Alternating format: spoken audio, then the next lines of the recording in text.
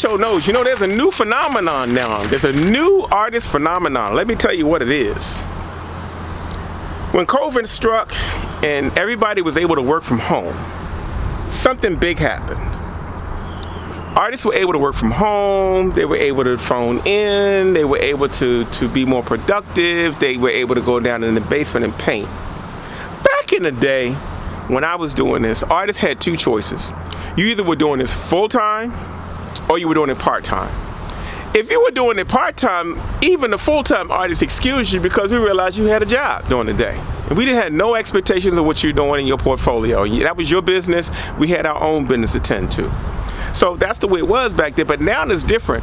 I see artists now that have great jobs. I'm talking about great jobs, good jobs, okay? They're taking care of families, houses, cars, and all this other stuff.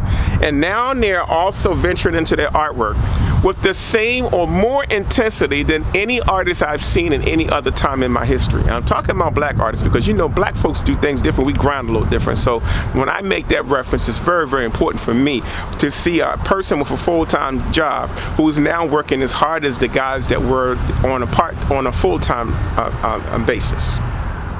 We never saw that before. So now these artists are not pressured like us because we had all or none. We had to either surpass the money we were making from our job and leave it because our jobs wouldn't allow us to do it. And so that's how most artists made the transition. I watched Charles Bibbs leave some serious jobs when he looked over and realized his salary was exceeding what he was making on those jobs. I've watched Leroy Campbell leave a job and they told him he could not do a show. If he did a show, they were going to fire him. And you know what he did? Took a leap of faith and he left. Nowadays, y'all don't have to deal with that. Sometimes the people that you're working with are just as proud of you as an artist as anything else. But are you taking advantage of that? And do you even realize the plus that it is to be in this position? The plus is now you can afford to do certain things.